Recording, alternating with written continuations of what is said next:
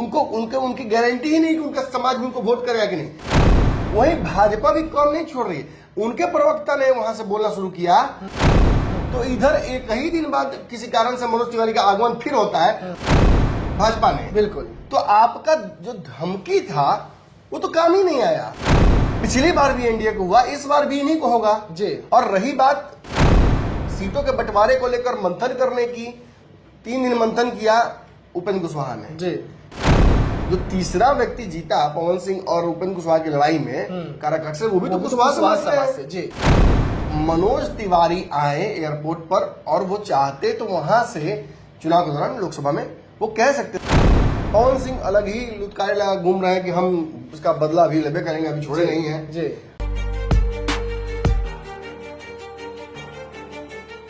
नमस्कार, मैं विकास सिंह राजपूत और आप देख रहे हैं पंचनामा, जहां करते हैं हम खबरों की चीरफाड़। और आज खबरों की चीरफाड़ में हमारे साथ हमारे संपादक डॉक्टर नमन मिश्रा सर हैं। और आज जो खबर हम लेकर आए हैं वो बिहार की राजनीति को गर्म करेगी, और वो भी इसलिए क्योंकि चीरफाड़ ही आज कुछ ऐसा होने जा रही है पंचनामा में। पंचनामा में आज जिस टॉपिक को लेकर हम आए हैं वो टॉपिक बेहद खास, क्योंकि पंचनामा में राजपूत vs कुशवाहा पार्ट 2 जो है देखने को मिलने जा रही है। और इन तमाम मुद्दों पर चीरफाड़ की हम शुरुआत करने जा रहे हैं। हम सीधे अपने संपादक डॉक्टर नमन मिश्रा सर से जुड़ते हैं, क्योंकि आज कई टॉपिक पर एक साथ चीरफाड़ होने जा रही है। और ये जो चीरफाड़ है ये पूरा 1 महीने तक, जब तक सीट बंटवारा ना हो तब तक इसका असर जो है देखने को मिलते रहेगा। चुनाव तक भी देखने को मिल सकता है। आज ऐसी टॉपिक हम लेकर आए हैं, तो सीधा पहले शुरुआत करते हैं राजपूत vs कुशवाहा पार्ट 2 बिहार में कैसे एंट्री हो रही है। विचित्र है, मतलब दूध का जला कहता है, लोग छाछ भी फूंक कर पीता है। पता नहीं क्या हो गया है उपेंद्र कुशवाहा को और बीजेपी को। जब एक बार उपेंद्र कुशवाहा के खिलाफ रणनीति लेकर जो भी उतरे बीजेपी के लोग, तो उसका खामियाजा उन्हें ये भुगतना पड़ा कि एक सीट तो गवाई ही एनडीए ने काराकाट की जी। उसके अलावा एक राज्यसभा की सीट भी उपेंद्र कुशवाहा को देनी पड़ी जी। जो कि ट्विटर पर भी भूपेंद्र यादव ने ट्वीट करके लिखा था कि हम एक जो काराकाट की सीट देंगे इनको, आरएलएम को, और एक एमएलसी की सीट देंगे जी, राज्यसभा नहीं जी। और आप देख लीजिए क्या हुआ, राज्यसभा का सीट देना पड़ा जी। तो समझ में ही नहीं आ रहा कि तनातनी का फायदा किसको हो रहा है। उपेंद्र कुशवाहा जीत जाते हैं तो 6 साल 5 साल के लिए एमपी बनते हैं जी। निश्चित हो ही सकता था कि निश्चित ही बनते हैं, मैं दावे से कह रहा हूँ जी। मांझी जी बने तो वो भी बनते हैं जी। उनका मंत्रालय छूट गया तो वो भी कोई फायदे में नहीं है। भाजपा का एक राज्यसभा का सीट ऑक्यूपाई हो गया, भाजपा भी फायदे में नहीं, और अब भाजपा पर दबाव भी है कि वो उन्हें जल्दी जल्दी मंत्री बनाए। बिहार में जो एमएलसी सीट मिलता तो हो सकता था कि बिहार सरकार के कोई मंत्री भी बन सकते थे। हाँ, हम लोग ऊपर देखिए उपेंद्र कुशवाहा को तो नुकसान हर तरफ से हुआ जी। भाजपा में कोई इसका कोई फायदा नहीं हुआ। पवन सिंह अलग ही लुत्कारे लगा घूम रहे हैं कि हम इसका बदला अभी लेबे करेंगे, अभी छोड़े नहीं है जी। और राजपूत वर्सेस कुशवाहा होने की वजह से केवल अगर काराकाट की सीट हारती भाजपा तो चलता भी। पूरा शाहाबाद साफ हो गया, औरंगाबाद साफ हो गया, जहानाबाद साफ हो गया। वो शाहाबाद तो पाटिल तक आ गए जी, बक्सर तक आ गए, सब हार गया जी। और फिर औरंगाबाद हार गए और गिफ्ट में आपको मिल गया जहानाबाद तक जी। तब सोचिए कि मतलब ये तो स्ट्रेटेजिकल मिस्टेक है ना। और ये सब हुआ क्यों? क्योंकि मनोज तिवारी आए एयरपोर्ट पर और वो चाहते तो वहां से चुनाव के दौरान लोकसभा में वो कह सकते थे कि पवन सिंह से हमारा कोई लेना देना नहीं है, पवन सिंह जो कर रहे हैं करे, हमको क्या लेना, हमारा तो उपेंद्र कुशवाहा से लेना है जी। लेकिन ऐसा नहीं किया उन्होंने और उसकी वजह से, उनके बयान की वजह से ऐसा असहज स्थिति उत्पन्न हुआ कि कुशवाहा समाज ने मान लिया अच्छा भाजपा खेला कर रही है, पवन सिंह पर नहीं बोलिएगा, ठीक है हम लोग बोलते हैं चुनाव में, और उसका नुकसान हुआ। हालांकि जब हम ये कह रहे हैं तो ये भी आपको साथ साथ बोलते चले, हारे उपेंद्र कुशवाहा जी, लेकिन जीता भी तो कुशवाहा। बिल्कुल, जो तीसरा व्यक्ति जीता पवन सिंह और उपेंद्र कुशवाहा की लड़ाई में काराकाट से, वो भी तो कुशवाहा समाज से जी। तो आखिर कैसे इसको लिया जाए?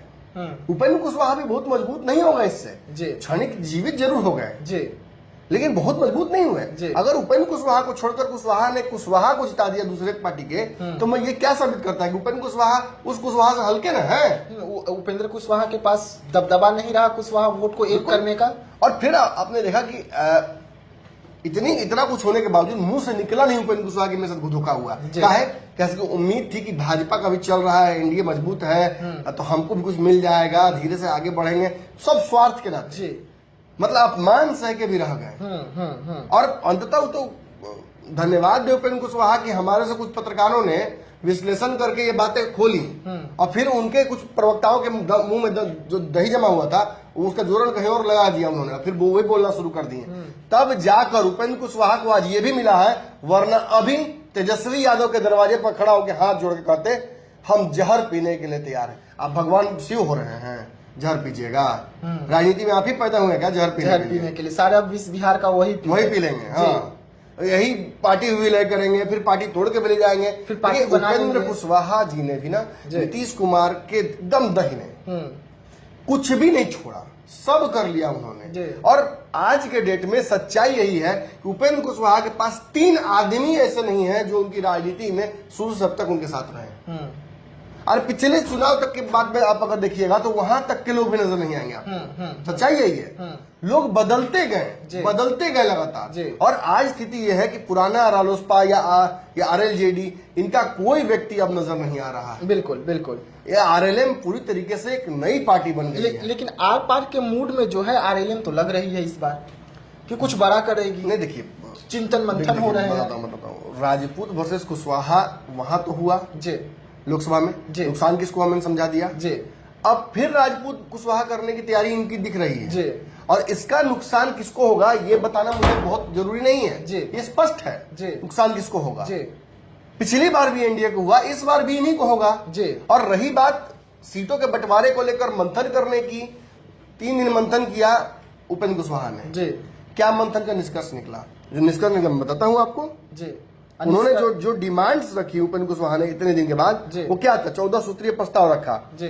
उच्चतम न्यायालय व्यवस्था का प्रजातांत्रिकरण हो, कॉलेजियम सिस्टम समाप्त हो, शिक्षा में सुधार हो, जातीय जनगणना हो, जनसंख्या के आधार पर परिसीमन हो, पटना का नाम पाटलिपुत्रा हो, सावित्रीबाई फुले की जयंती पर महिला शिक्षक दिवस का आयोजन हो, सम्राट अशोक की जयंती पर बिहार की तरह पूरे देश में अवकाश हो, बेटा हवाई अड्डे का नाम कर्पूरी ठाकुर के नाम पर रखा जाए, बिहार में किसानों और युवाओं के हितों में कृषि उत्पादन पर आधारित उद्योगों की स्थापना हो, पलायन समस्या रुकेगी, रोजगार सृजन होगा, बिहार में पर्यटन क्षेत्र को विकसित कर रोजगार सृजित करने का काम किया जाए, बोध गया के मंदिर अधिनियम में संशोधन करना, सीतामढ़ी में निर्माण हो रहे मेडिकल कॉलेज का नाम अमर शहीद रामफल मंडल का नाम करना, स्टूडेंट क्रेडिट कार्ड की ऋण राशि 10 लाख करना, बिहार में डोमिसाइल नीति लागू करना। ये ऐसे एक भी इसमें प्रसंग नहीं है। जो सबसे इसमें मुश्किल था जातीय गणना कराना, वो तो करा दिया बिल्कुल भाजपा ने। बिल्कुल। तो आपका जो धमकी था वो तो काम ही नहीं आया। भाजपा ये नहीं चाहिए, वो तो फेल हो गया। ये सब कुछ क्यों किया जा रहा था कि हम एनडीए से अलग हो सके, इन मुद्दों को दिखा के दबाव डाल सके, टिकट ले सके ज्यादा से ज्यादा। हम डायरेक्ट टिकट नहीं मांग सकते ज्यादा चिराग की तरह, क्योंकि हमें अभी मंत्री भी बनना। चिराग तो मंत्री हैं, उनको तो सब कुछ मिला हुआ है। हम तो उंगली पकड़ ली तो हाथ पकड़ रहे हैं, हमको तो उंगलियों नहीं धरा है, हम तो नाखून धरे हुए हैं भाजपा का। तो छूटने की चांसेस ज्यादा है, इसीलिए ये नेसेसरी रफनेस की कोशिश की गई आरएलएम की तरफ से। बट हमारे से विश्लेषकों ने एक्सपोज कर दिया सब कुछ। अब क्या होता है इसके आगे? देखिए, इसके बाद हमने देखा कि प्रवक्ताओं का इनका रवैया थोड़ा चेंज हुआ।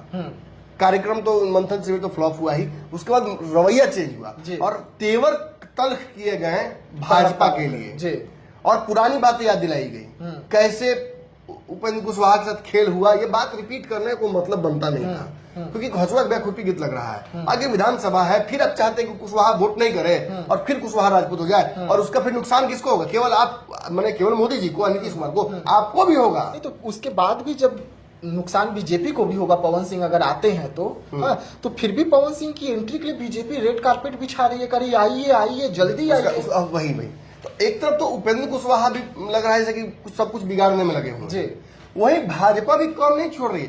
उनके प्रवक्ता ने वहां से बोलना शुरू किया तो इधर एक ही दिन बाद किसी कारण से मनोज तिवारी का आगमन फिर होता है, और मनोज तिवारी मेक्स श्योर कि पार्ट 2 भी हो ही जाए कुशवाहा वर्सेस राजपूत का। और फिर उन्होंने वही बयान दे दिया कि पवन सिंह की वापसी होगी, पवन सिंह आएंगे, पवन सिंह को चुनाव ला सकते हैं, स्टार प्रचारक और जल्दी ही सब कुछ होगा, जी स्टार प्रचारक बनेंगे।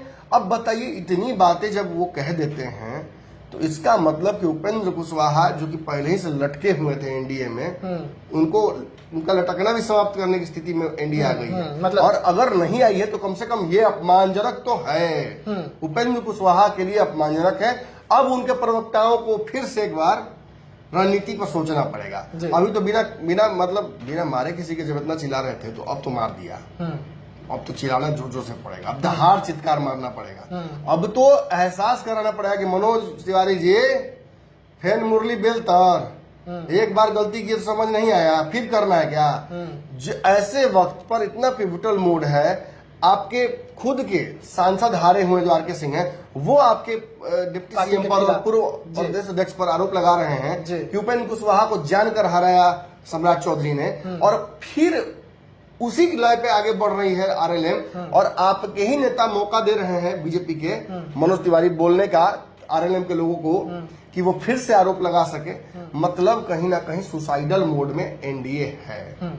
चीजें इतना कुछ दुरुस्त करने के बावजूद भी स्पष्ट नहीं है, और ज्यादा मुझे लगता है कि उपेंद्र कुशवाहा को लेकर ही तो संशय उत्पन्न हो रहा है। उपेंद्र कुशवाहा कुछ बोल नहीं रहे, यानी कि बीजेपी के पास एक ऐसी लाठी है उपेंद्र कुशवाहा के लिए, बोल तो नहीं रहे, लेकिन उनका प्रभाव हो रहा है ना, मार पड़ रहा है उपेंद्र कुशवाहा को। लेकिन उपेंद्र कुशवाहा दर्द में है, लेकिन दिखा नहीं पा रहे, नहीं दिखा रहे, खुद नहीं दिखा रहे हैं जो किसका। लेकिन ये सब वही है ना, ये 14 मांग करना, 15 मांग करना, ये वही है, ये उन्हीं का तरीका है। उनके पास बहुत ना, वो चिराग पासवान तो नहीं है, वो मांझी तो है नहीं ना, उनकी गारंटी ही नहीं कि उनका समाज भी उनको वोट करेगा कि नहीं। इतना ना समाज के साथ छल कर दिया है इन नेताओं ने कि इनको फिर दोबारा अपने समाज के पास जाने में डर लगता होगा, कब क्या हो जाए। यही उपेंद्र कुशवाहा को ढेला मारा था सब शाहबाद में, बिल्कुल इंक फेंका था, रखेदी हो गया था। जी। सच्चाई है कि उपेंद्र कुशवाहा अकेले कुशवाहा नेता बिहार के नहीं है, और इनको 100% छोड़िए ना, 50% कुशवाहा वोट कर दे, बहुत बड़ी बात है।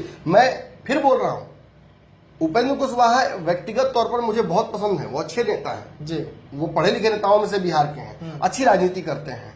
लेकिन कालांतर में अपनी राजनीति का ह्रास इतना किया है उन्होंने ना, कौन आरोप उन पर नहीं लगा है पॉलिटिक्स में जी, इधर से उधर जाने का, पलटने का, नेगोशिएट करने का, सीट बेचने का, सब आरोप लगाता है लोग उनका। और साथ के ही लोग उनके साथ छल करते हैं, जो आज भी उनके साथ खड़े हैं पुराने, वो भी साथ है कि नहीं, इसकी कोई गारंटी नहीं है। और जो नए आए हैं उनका तो अभी लिटमस पेपर टेस्ट बाकी है। जो इधर उधर पार्टियों से गए हैं, रामेश्वर महतो हो या और भी लोग हों, ये रहेंगे उपेंद्र कुशवाहा के साथ, आई सीरियसली। और कब तक रहेंगे? अरे मुझे तो उम्मीदें नहीं रहेंगे, मैं तो खुल के कह रहा हूँ। 4 दिन में समझ में आया था कूद के पाँव पालने में, इन सबको बुझा गया होगा कि क्या चल रहा है पार्टी में।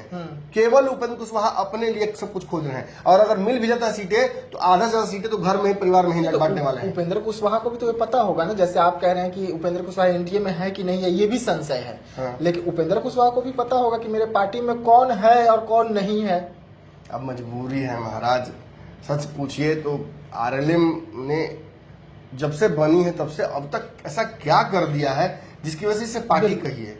ये एक सिंगल एंटिटी है, उपेंद्र कुशवाहा के से ही शुरू, उपेंद्र कुशवाहा पे ही खत्म। राष्ट्रीय माने जाते हैं नेता, और उन्हीं से शुरू, उन्हीं पे सब कुछ खत्म। और आगे भी संभावनाएं बड़ी नहीं दिख रही ना। उपेंद्र कुशवाहा खुद ऐसे नेता है जो लोकसभा विधानसभा सब हार चुके हैं, बिल्कुल कोई संभावना उनके लिए नहीं बची। पार्टी विलय करके भी सम्मान नहीं ले पाई नीतीश कुमार से। जाते थे नीतीश कुमार ने क्या कहा था, याद है ना, अरे उसको तो बना दिए, फिर भी वो देखते क्या करता है, इधर उधर करता रहता है, हम उसको बोले जाओ। अब जब इतना कुछ हो गया, खून दे देंगे नीतीश कुमार जी को, जहर पी लेंगे तेजस्वी यादव के लिए, लालू जी के लिए सुसाइड कर लेंगे, सब बोल दिया, फिर भी कहीं से इज्जत नहीं। मोदी जी के हनुमान की जगह पहले ही वैकेंसी फुल है चिराग पासवान जी। रही कुशवाहा नेता की तो वो उसमें उम्मीद थी, तो वो भी सम्राट चौधरी आ गए। अब बचा खुचा नए कुशवाहा नेता इतना तेजी से पनपे हैं, इनसे भी बेहतर लीडरशिप लेकर डेवलप हो रहे हैं, इनसे ज्यादा भीड़ जुटा रहे हैं वो लड़के। तो इनको तो क्वेश्चन पूछा जाएगा ना कि कहाँ है शराब, 3 में कि 13 में। तो एक सवाल सर ऐसे, जातीय गणना पर भी अब तक खुलकर नहीं बहुत बोले हैं। जातीय गणना में कुशवाहा समाज से जो खेल हुआ है उस पर उपेंद्र कुशवाहा ने बहुत लंबी लड़ाई नहीं लड़ी, इससे भी युवा नाराज है। एक सवाल खड़े हो रहे हैं, और हाँ, बौद्ध वाले एंगल पर भी एक पेज फंसा हुआ है।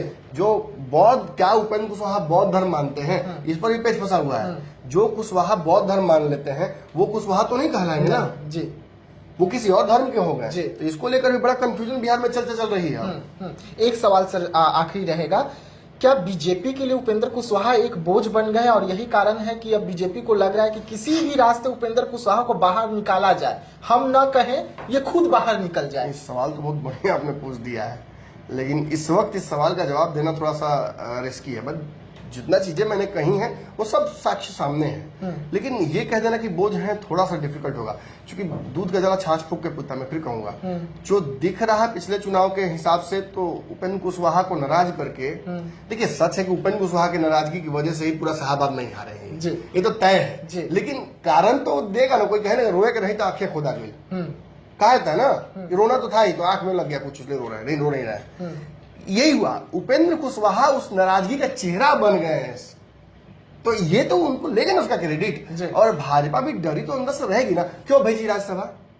नहीं भेजती, नहीं भेजती तब मानते कि कुशवाहा के साथ उनको लायबिलिटी लगता है। देखिए कुशवाहा एसेट की लायबिलिटी ये विधानसभा में समझ में आएगा। कुशवाहा पिछली बार भी तीसरे मोर्चे में थे तो 3-4% वोट लेके आए थे, लेकिन एक भी विधायक अपना नहीं जीता था, समझ लीजिए। तो इनके चेहरे पर तो क्रेडिट बहुत नहीं रह गया है, और इनको 100% कुशवाहा वोट करे सम्राट चौधरी के रहते हुए, और महागठबंधन में इतने सारे कुशवाहा को टिकट देने के बावजूद, अरे उपेंद्र कुशवाहा के पीछे कोई क्यों घूमेगा? सम्राट चौधरी के पीछे क्यों नहीं घूमेगा? एब्सोल्यूट पावर है जी। फिर मैं सिंपल आपसे पूछता हूँ, बगल में चलिए राजद में एक सांसद जीत के आए हैं औरंगाबाद से, गढ़तोड़ा है जी, चित्तौड़गढ़ तोड़ा है, क्या वो नहीं बड़े नेता हो गए कुशवाहा के? बिल्कुल। तो जहां जाइएगा वहां कुशवाहा पाइएगा, तो जरूरी थोड़ी है कि एक उपेंद्र कुशवाहा है। डर इस बात का उपेंद्र कुशवाहा को ज्यादा लगना चाहिए। एनडीए में वो है कि नहीं वो तो स्टेट्स खुद क्लियर करेंगे। सीटों को लेकर जब चिराग पासवान जैसी पार्टी हिली हुई है जी, तो उपेंद्र कुशवाहा को तो थोड़ा सा सोचना ही चाहिए होगा। हाँ मुझे लगता है, लेकिन फिर भी उनकी प्राथमिकता मैं फिर कहूंगा सीटें कम, मंत्री बनना ज्यादा। मंत्री कैसे भी बन जाए, चाहे सीट मिल जाएगा तो परिवार के लोग लड़ लेंगे, बिल्कुल। बाकी इधर उधर के लोग तो हमको मंत्री बनाइए ना, सैनिक शहीदे होने के लिए होता है जी, चाहे उसका नाम पूछो हो जी। चलिए, पंचनामा देख रहे थे आप, जहां पर हम कर रहे थे खबरों की चीरफाड़, और ये खबर इसलिए अहम थी क्योंकि पवन सिंह की एंट्री जो है बीजेपी में अब होने जा रही है। तो ये चीरफाड़ बनता था कि पवन सिंह की अगर एंट्री होती है तो कुशवाहा समाज का क्या फैसला होगा, उपेंद्र कुशवाहा का क्या फैसला होगा। तब तक के लिए दीजिएगा इजाजत।